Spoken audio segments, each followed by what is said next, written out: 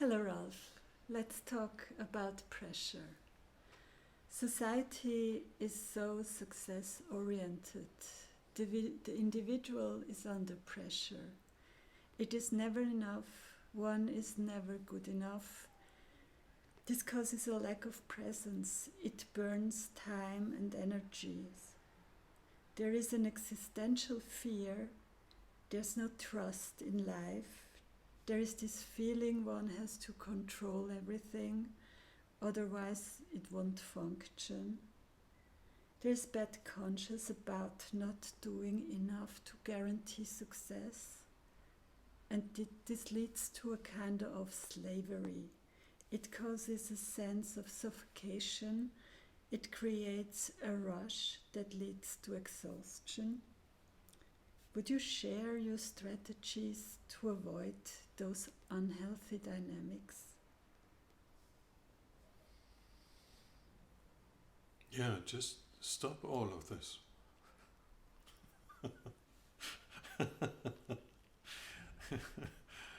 There's an awareness about it. I mean, if you ask the question, you're aware of it. So you don't have to do it. Freedom is that there is the impulse and there's no action. The impulse doesn't lead to action. That's freedom. So when you watch the impulse, don't react. And then wait until something comes up from the depth of your heart or your soul or your presence, which makes much more sense and feels good.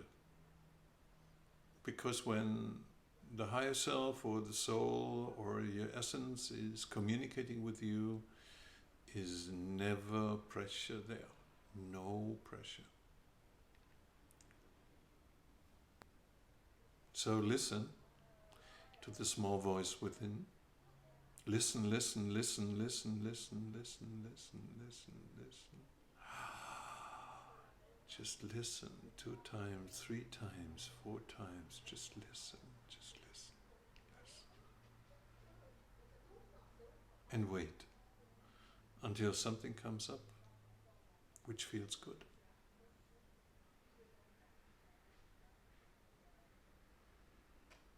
How does it feel to live without this pressure?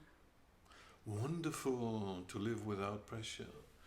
Not to conform to conventional stupidity is a wonderful life.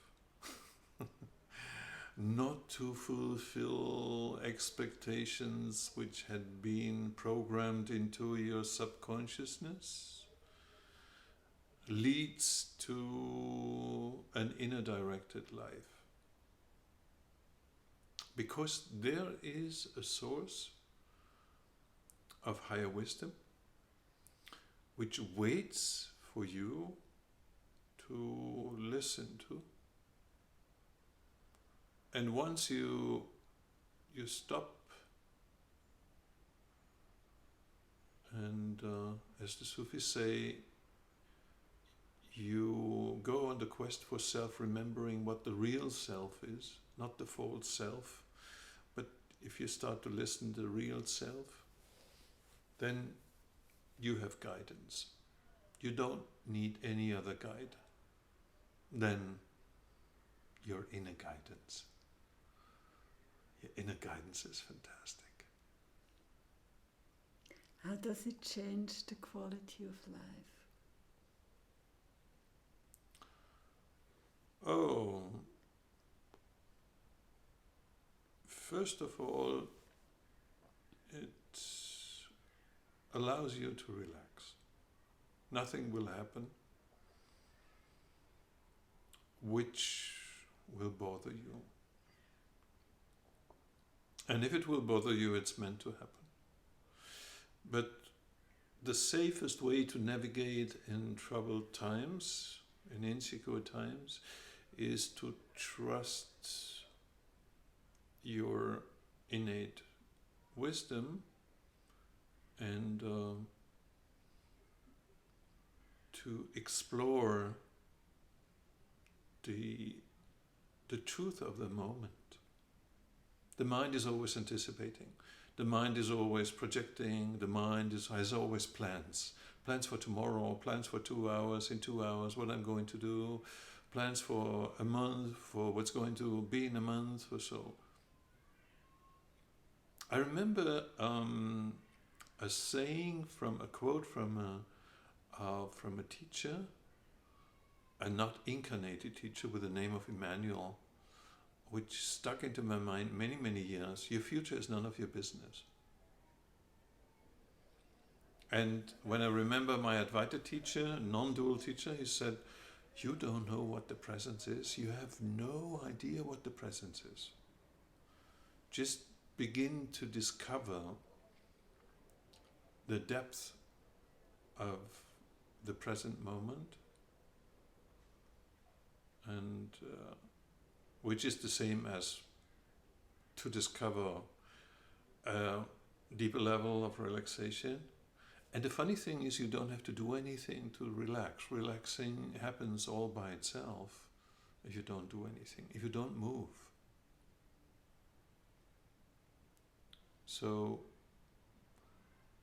once you relax into the not knowing, the adventure of discovering that there is an inner truth in you, there's guidance.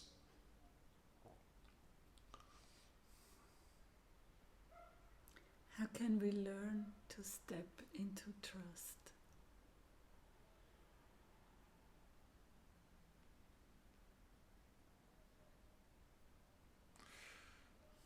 Yeah.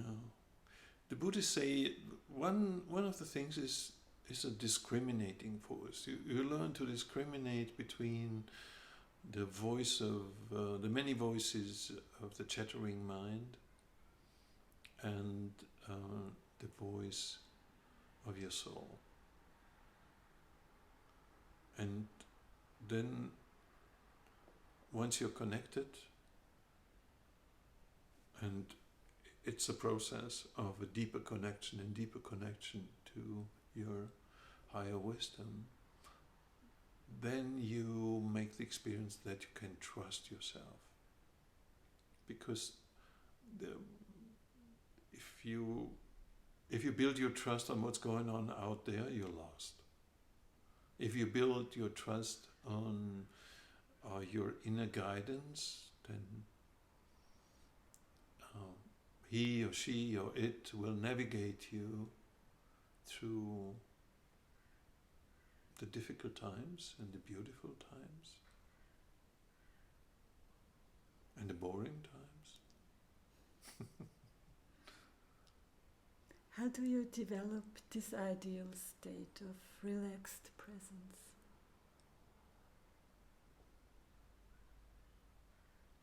With the body.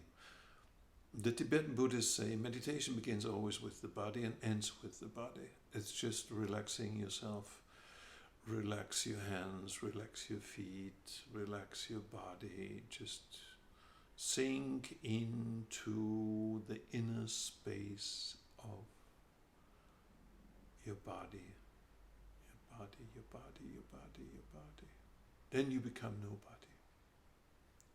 You don't have to pretend to be somebody, but you can let yourself fall into insignificance.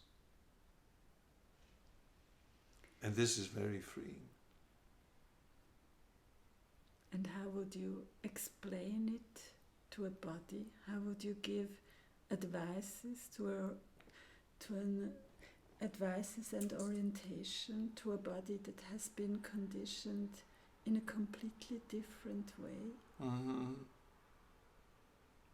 I think if you treat the body like an animal, like a dog, for example, or like a donkey, and you speak to him, you ask him, like you ask the dog, you look at the dog and you say, how would it feel if you just let go? How would it feel if you imagine everything is okay? Imagine a dog. just is not hungry, everything is fine, feeling safe, feeling good, is content, quiet, lying there, watching you. This is the funny thing with dogs, they just, when they're relaxed, they're just looking, so, they're looking around.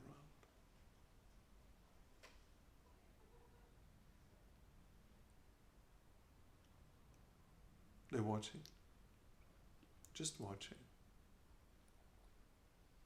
Imagine you're a dog, you're a very happy dog, and you're just watching.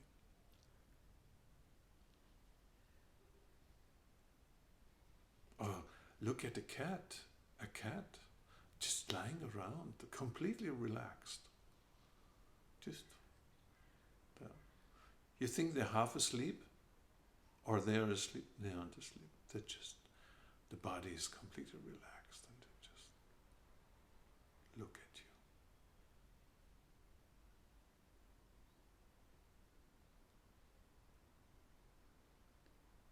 This could be a nice daily practice.